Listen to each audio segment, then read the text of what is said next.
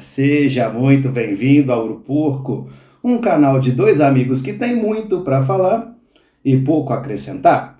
Eu sou o Sequeto, trato dos assuntos do Palmeiras, estou aqui gravando sozinho por motivos de agenda, né?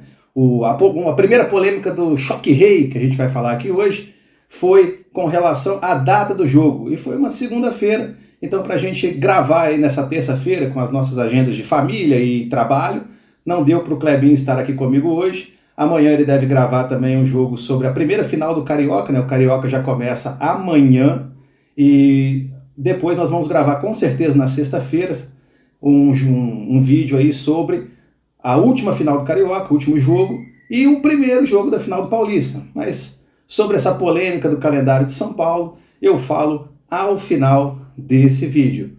Bom, como eu adiantei, o assunto desse vídeo é o Choque Rei, né? O jogo que aconteceu ontem no mata da semifinal do Paulista. O Corinthians já estava classificado na final e assistiu de camarote o seu adversário, né? No caso que vai ser o Palmeiras que venceu o jogo. Então a gente vai falar aí um pouquinho desse jogo. Bom, o jogo começou ali no primeiro tempo com o Palmeiras errando muito e o São Paulo pressionando bem mais, né? O São Paulo controlou algumas ações, começou melhor, mas sem efetividade alguma, né? O São Paulo não conseguia transformar o seu domínio em chances criadas, né? O Everton praticamente não trabalhou e tudo mais. E o Palmeiras errava muito, errava na transição, errava passes no ataque, possibilitava muitos espaços ao São Paulo. O Lucas estava jogando muito solto, o Caleri estava ganhando todas as bolas pelo alto, mas isso daí não se transformou aí numa superioridade em volume de chances criadas pelo São Paulo. Pelo contrário, o Palmeiras, mesmo pior, o Palmeiras ameaçava mais o gol do Rafael do que o São Paulo ameaçava o gol do Everton, né? O Palmeiras teve algumas boas finalizações ali com o Richard Rios, depois com o Estevão, também com o Vanderlan, né, que tiveram boas chances ali. O Rafael fez uma boa defesa, né, teve uma chance também com o Facundo Torres. Então o Palmeiras, em chutes principalmente de média e longa distância, então, o Palmeiras não estava conseguindo pisar muito dentro da área do São Paulo, mas em chutes de média e longa distância o Palmeiras oferecia mais perigo do que o São Paulo, mesmo com o São Paulo dominando a partida. E aí acontece um lance que para mim não é nem polêmico, tá? Eu estava vendo o jogo ontem, né, vendo pela Cazé TV inclusive, e quando aconteceu o lance, que é o lance do pênalti, né, vale destacar aqui que a gente está falando muito do pênalti, e o pessoal está esquecendo da falha bizarra da defesa do São Paulo, um passe do Rafael ali pro Arboleda, que escorrega, o Vitor Roque chega muito rápido, dá um tapa, e aí acontece o lance aí, que para mim não é polêmico, tá? Muita gente quer escutar a opinião de palmeirenses, né, sobre o lance. E aí, palmeirense, como é que foi o jogo, né? Eu tenho, inclusive, para quem não sabe, eu sou professor, né? Então eu estava na escola hoje e tem um aluno do São Paulino lá, o Christopher. Abraço para você, Christopher. E o Christopher falou: vou ver seu vídeo só para ver o que você vai falar, hein? E para mim não tem polêmica nenhuma. Para mim não foi pênalti. Né? Para mim foi um lance ali. Claro que tem um toque, tá? O Arboleda ali no desespero do lance, ele deixa a perna e, né, na transmissão fala: ele tenta recuar. Não, ele não consegue recuar a tempo. Né? Ele deixa a perna ali ocupando espaço onde o Vitor Roque vai passar. E o Vitor Roque, muito rápido e muito esperto, procura o contato na perna dele e cai. Né, já vai chegando na perna dele caindo. Então, para mim, a arbitragem errou. Eu até isento um pouco o árbitro inicialmente, porque assim, no lance muito rápido, as pessoas podem se confundir mesmo. Ele olhou, viu o contato, achou pênalti, né? Na sequência do lance, o Estevão bate, o Rafael faz uma bela defesa, e no que a bola sobra, o Estevão poderia pegar o rebote, poderia fazer o gol, e mesmo assim o juiz já tinha paralisado o jogo, marcando o pênalti. Então, o juiz ele teve convicção que foi pênalti. Isso pode acontecer, né, ali vendo o lance na velocidade normal, as pessoas podem mesmo se confundir e não acho nenhuma polêmica o juiz ter errado. Agora, o VAR poderia ter chamado. E aí qual que é a questão? Né? A Federação Paulista já divulgou os áudios do VAR. E nos áudios você vê assim que eles olham, falam que tem um possível impedimento, porque eu não sei de onde eles tiraram isso, a bola vem do goleiro do São Paulo, enfim. Eles olham lá e constatam o toque e falam que foi pênalti. Então eles corroboram a decisão do juiz. Então aí, poxa, o juiz já achou que foi pênalti. o VAR corrobora, não chamou ele para ver, então ele com convicção marcou ali o pênalti. Depois eles seguem, eles olham ali, ele vê se tem alguma irregularidade no lance, constatam que não, e o pênalti é marcado. Para mim o erro está aí, o VAR poderia, o VAR em momento nenhum olhou essa questão do Vitor Roque procurar o contato na perna. Talvez, assim, para algumas pessoas esse lance possa, para algumas não, acho que esse lance pode ser considerado lance interpretativo. Eu acho que a maioria das pessoas vão interpretar como não pênalti, por isso que eu não vejo muita polêmica, e não tenho problema nenhum de falar, né, mesmo palmeirense, de falar o que eu acho. Eu acho que não foi pênalti. Agora, eu já vi nas redes sociais por aí conversa, o palmeirense tinha que ter vergonha de comemorar essa vaga. Gente, peraí, o árbitro errou. Né, não foi o Palmeiras não quis esse erro, né, e tudo mais. Em 2022, lá na Copa do Brasil, quando o São Paulo foi beneficiado por erros de arbitragem contra o Palmeiras, numa linha de impedimento que sumiu, né, o Caleri estava no lance ali impedido, um pênalti extremamente duvidoso, então se poderia ter sido um lance duplamente com erros ali, e o São Paulo passou naquele jogo graças a esse pênalti, que depois foi convertido, e o São Paulo passou e os São Paulinos comemoraram a vaga. Então o Palmeiras não tem nada a ver com isso, o erro de arbitragem acontece, ele prejudica todos os clubes, né? O Palmeiras já foi beneficiado, o Palmeiras já foi prejudicado, o São Paulo já foi beneficiado, já foi prejudicado, e todos os clubes. A arbitragem é fraca, a arbitragem é ruim, a arbitragem tem problemas. Qual é a solução para isso? Não sei. A solução eu não sei. Mas assim, a gente fala de profissionalização do árbitro. Assim, eu não sei se os árbitros recebem muito mal para ser árbitro, são profissionais. Então, assim, a solução, eu não sou profissional do futebol, não sei, eu sou um torcedor, e estou aqui fazendo os vídeos com a nossa opinião, com as nossas visões aqui. Né? Então, eu não sei qual é a solução, mas fato é que esse lance, nesse jogo, beneficia sim o Palmeiras. O São Paulo tem direito de reclamar, o torcedor são paulino tem todo o direito de reclamar também, eu acho válido, eu também reclamei lá em 2022, já reclamei de outros lances, já vim nas redes sociais falar de outros lances que o Palmeiras foi beneficiado também. Enfim, isso aí não é problema nenhum para mim. Tá? No finalzinho do primeiro tempo, o São Paulo tem uma grande chance com o Caleri, mas cabeceia para fora, né?